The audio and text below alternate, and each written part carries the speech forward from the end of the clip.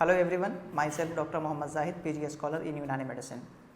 तो क्या आप जानते हैं कि यूनानी लिटरेचर में कुछ ऐसी भी बीमारी की हालत है, कुछ ऐसे डिजीज़ कंडीशन को मेंशन किया गया जिसमें ऑर्गन्स के वीकनेस को मेंशन किया गया, यानी वीकनेस की कंडीशन डेवलप होती है तो उसको बोलते हैं ज़ोफ़ की हालत। ज़ोफ़ मीन्स होता है वीकनेस। तो कैसे पता चलेगा कि आपका ब्रेन जो है वो कमज़ोर है, या फिर कैसे पता चलेगा कि आपकी हार्ट जो है वो प्रॉपर फंक्शन नहीं कर रही है, या फिर इसका पता कैसे चले या कौन से ऐसे सिम्टम्स है जो ये बता सके कि आपका लीवर जो है वो कमज़ोर है। अगर हम कंप्लेन करते हैं इस तरह का कि हमें भूख नहीं लग रही, अच्छा बस वज़न नहीं बढ़ रहा वगैरह, इस तरह के सिम्टम्स या फिर इस तरह के कंप्लेनिंग नेचर जो मिलता है तो नॉर्मली सुनने को मिलता है कि आपका लीवर जो है वो कमज़ोर है, यानी कि आपका लीवर कमज़ोर हो गया है। तो इस हालत में इस तरह के सिम्टम्स या इस तरह की हालत पैदा होती है। तो क्या यह सही है, कितना सही है, इस बात को जानने के लिए आज हम बात करने वाले हैं एक ऐसी बीमारी की हालत के बारे में, एक ऐसे कंडीशन के बारे में, या फिर जिसको ज़ोफ़ के नाम से जाना जाता है, जैसे कि ज़ोफ़े कबिद।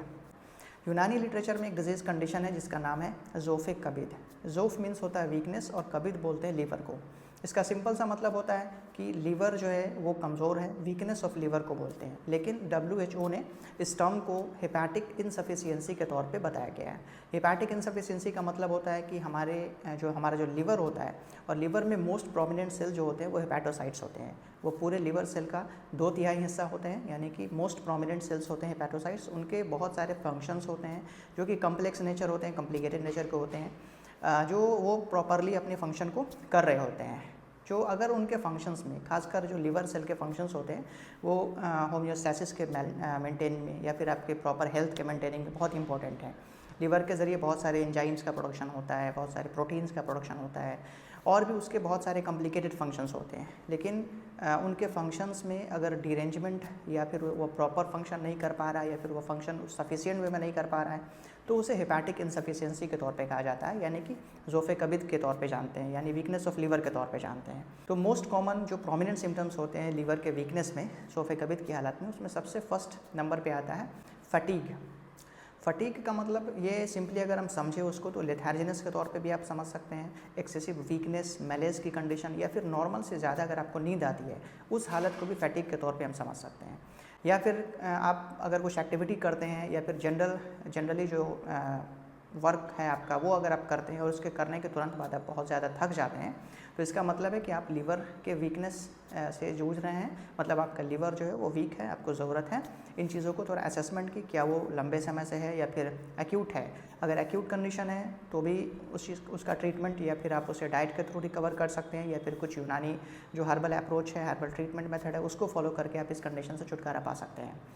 दूसरे सिम्टम्स के तौर पे अगर हम देखें तो नौजिया की हालत, यानी कि अगर आपको उल्टी होने की अलामत पता चलती है, उल्टी होती नहीं है लेकिन अगर उल्टी होने का मन कर रहा है आप, तो इस तरह की अलामत जो होती है वो एक कंडीशन है कि आपका लीवर जो है वो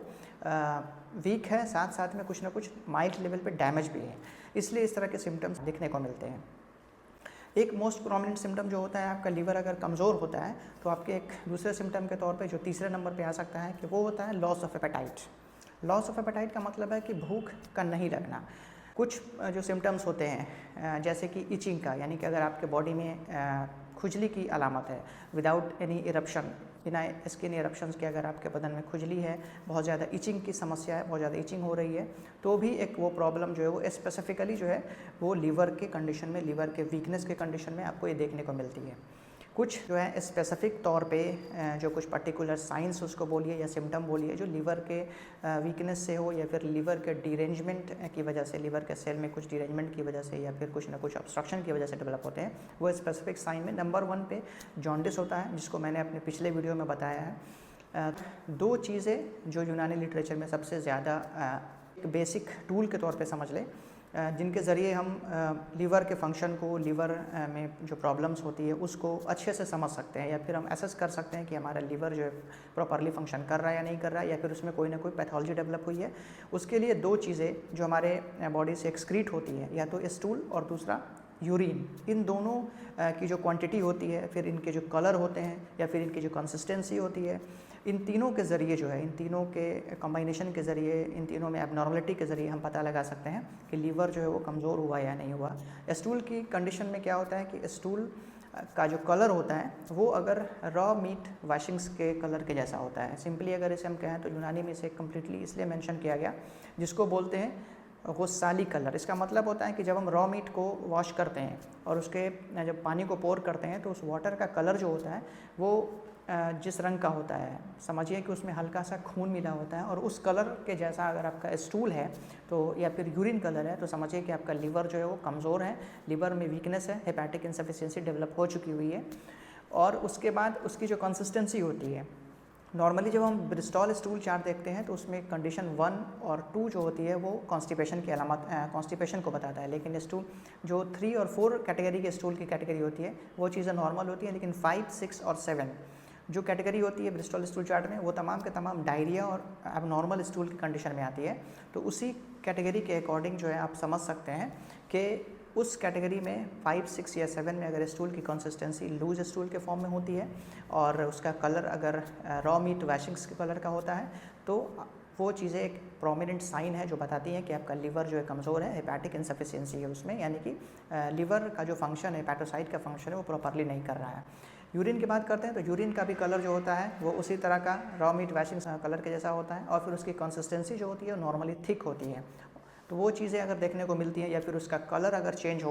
तो चेंज होने के बाद वो या तो येलोइश कलर का हो जाता है या फिर डार्क यूरिन कलर होने लगता है। तो उन सब चीज़ें, ये सब अलामत जो है वो बताती हैं कि आपका लीवर कमज़ोर हो चुका है, उसके फंक्शन जो है वो डिरेंज कर रहे हैं। मतलब ये तमाम जो अलामत हैं जो मैंने अभी बताई हैं, यूनानी लिटरेचर के अकॉर्डिंग इन सबको मेंशन किया गया है, जो बताती हैं फंक्शनल वे में कि लीवर जो है वो कमज़ोर है, ज़ोफ़े कबीद की हालत है। तो इन तरह के सिम्टम्स में अगर कोई भी एक सिम्टम अगर आपको दिखता है, आपको दिखाई देता है, तो आप यूनानी कंसल्टेशन के ज़रिए इस कंडीशन को, इस हालत को ठीक कर सकते हैं ताकि आने वाले कॉम्प्लिकेशन से आप बच सकें। यानी कि जो